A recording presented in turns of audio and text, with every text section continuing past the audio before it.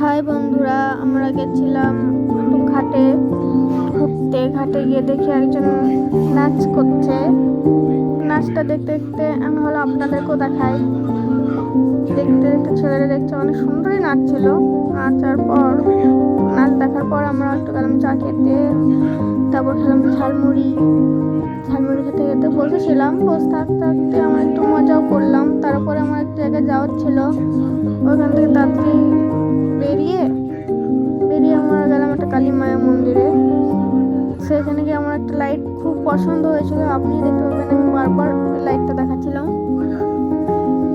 আমরা তিনজনের মধ্যে দাঁড়িয়েছিলাম, ওই লাইটটা আমি বারবার দেখাচ্ছিলাম।